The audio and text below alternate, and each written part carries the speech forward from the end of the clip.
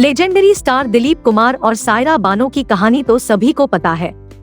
ये दोनों जैसे एक दूजे के लिए बने थे और सायरा के लिए उनके दिलीप साहब किसी फरिश्ते से कम नहीं थे।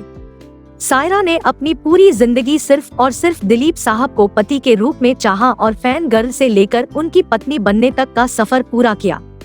अब दिलीप साहब इस दुनिया में नहीं है और सायरा अभी भी उनकी यादें समेटे हुए हैं।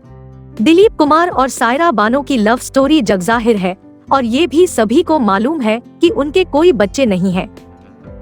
पर कई लोगों को उनकी जिंदगी से जुड़े एक बेहद दुखद किस्से के बारे में नहीं पता है। ये वो वाकया था जिसके बाद दिलीप कुमार और सायरा की जिंदगी एक जैसी नहीं रही। दिलीप कुमार और सायरा की शादी 1966 में हुई थी। 5 साल बाद दिलीप साहब को ये पता चला कि सायरा मां बनने वाली है।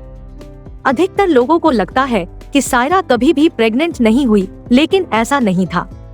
सायरा ने कंसीव किया था और डिलीवरी भी हुई थी। दिलीप कुमार की जिंदगी के बहुत ही अनमोल पलों में से एक ये भी था। सायरा को डॉक्टरों ने पूरी तरह से बेड रेस्ट लेने के लिए कहा था। दूसरी ओर सायरा कई सारी फिल्मों में शामिल थी और प्रोड्यूसर्स को अपने पैसे डूब जाने का डर था और उन्होंने डॉक्टरों की बात ना मानते हुए सावधानी से शूटिंग शुरू कर दी। दिलीप कुमार को सायरा का ये फैसला नामंजूर था क्योंकि सायरा प्रेगनेंसी के क्रिटिकल समय में काम कर रही थी, पर सायरा ने उन्हें मना लिया और अपना काम पूरा किया। उस दौरान विक्टोरिया नंबर 203 फीट फिल्म की शूटिंग चल रही थी। साल था 1972 और सभी तरह की सावधानियां बरतने के बाद भी सायरा काम के स्ट्रेस के कारण बीमार पड़ गई। उनका ब्लड प्रेशर लेवल बढ़ गया और वो बार बार बीमार पड़ने लगी। इसके बाद भी सायरा ने फिल्म का शूट पूरा कर ही लिया। प्रेगनेंसी का 8वां महीना चल रहा था और सायरा पूरी तरह से बेड रेस्ट पर थी, पर स्ट्रेस का नेगेटिव असर उनके शरीर पर पड़ने लगा। उनके पेट में पल रहे बच्चे की सेहत सही नहीं थी और एक ऐसी स्थिति आई जब प्रीमेच्योर डिलीवरी हुई। वो बच्चा डिलीवरी के दौरान मरा हुआ पाया गया। दिलीप कुमार की किताब Dilip Kumar the substance and the shadow में लिखा है कि सायरा को 8वें महीने में ब्लड प्रेशर की समस्या हो गई थी और इसके कारण डॉक्टर्स बच्चे को बचा नहीं पाए। बच्चा अम्बिलिकल कॉर्ड के गले में लिपट जाने के कारण मर गया था।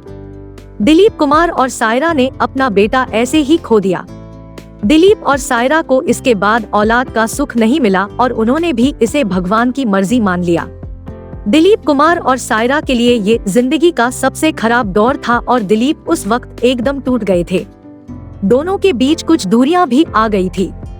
सायरा तो माँ थी और एक माँ का दुख क्या हो सकता है वो वही जानती है। दिलीप कुमार की ऑटोबायोग्राफी में इस तरह के कई किस्सों का जिक्र है जिसमें उन्होंने अपनी दूसरी पत्नी अस्मा रहमान के साथ रिश्ते को अपनी सबसे बड़ी गलती माना है।